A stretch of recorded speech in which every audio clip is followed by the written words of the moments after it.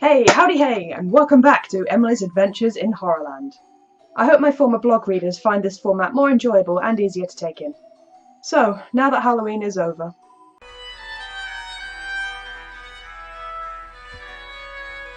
I shall have to get my chills and thrills exclusively from the world of horror cinema. Today I'll be reviewing what Wikipedia calls a romantic horror about the relationship between a human being and a vampire, which is definitely a better love story than Twilight. And a better vampire story. And a better story in general. My DVD begins with 3 trailers for non-horror films, and then we get plain white opening credits on a snowy background.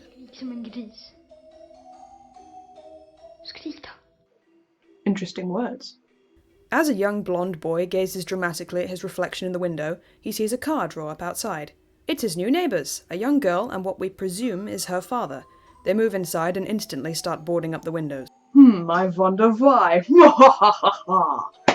No offence to any Transylvanian viewers. Assuming I ever have any. The young boy's name is Oscar, a child of separation who's also being bullied by this lot here. Now, in my experience, when I got bullied, it was for a specific reason.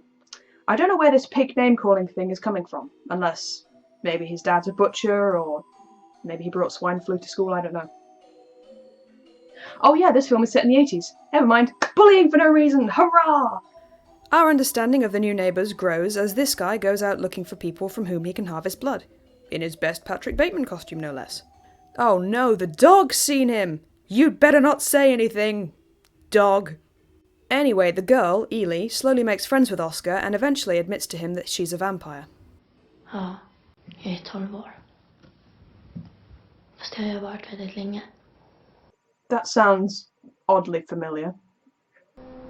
How long have you been 17? A while.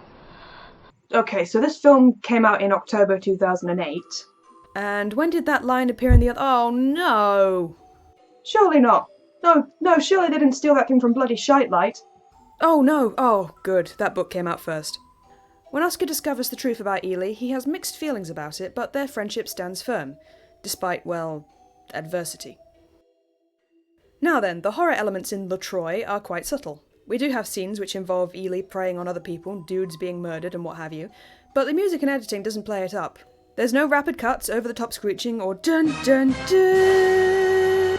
In this scene, for instance, we might as well be standing outside the underpass ourselves, watching Ely snack on this guy. The film also leaves out a few details from the book, which raises some questions for anyone who hasn't read it. Who is this guy, and why is he helping Ely? What's the story behind Ely's unwilling male-to-female transformation? How does Ely neatly tuck herself into the bath like this?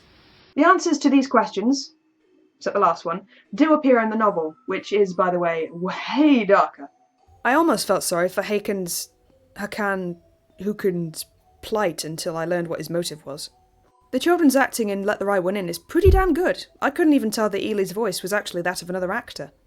Lång, kort, lång. Precis. Mind you, I don't speak Swedish, so a lot of the time I was more focused on the subtitles than on the actors' lips. Still though, it's rare enough to see such nuanced acting chops on fully grown horror actors. Oscar and Ely's friendship seems very genuine, if a tad strange at times. Weirdest kiss ever. The characters themselves are quite compelling. Oscar here has a lot of personal troubles, but at least he has a hobby or two. Solving Rubik's Cubes, pumping iron, putting his serial killer scrapbook together. Oh, I do love it when psychopaths get creative. And Ely is quite fascinating herself. Or rather, himself. The film keeps this bit rather ambiguous. For instance, the question, would you like me as much if I wasn't a girl, could refer to Ely's vampirism or her gender. The book explains that the character is actually a castrated boy. This happened around the same time Ely was bitten, so... Oh, poor kid doesn't have much luck, I guess. I wouldn't have thought this made it into the American remake. It's possible that there is an LGBTQ subtext here. The film does contain themes of being different somehow, not fitting in, and Oscar has to overcome his prejudices concerning Ely and come to accept her for what she is. It's also very nice to see that Ely comes from the old school of vampires. Honest to goodness, blood-sucking, sunlight-avoiding, hospital wall-scaling, not coming in without proper invitation vampires. And at the end, Ely and Oscar run away together to begin their bizarre yet touching romance. The couple that slays together, stays together. Aww. What else can I say about this film? Well, the music is really nice, and like I said, subtle. The snowy landscapes are pretty and eerie at the same time. The practical effects work well, but the CGI doesn't at all. Well, that's hilarious. In an attempt to build up my analytical skills, I didn't go to TV tropes about this film. However, IMDb did tell me that both the director and author themselves didn't care for vampire films or the horror genre in general.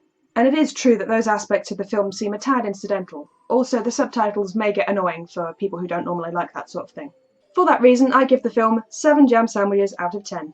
Thanks very much for watching, and I'll see you next time. Cheerio.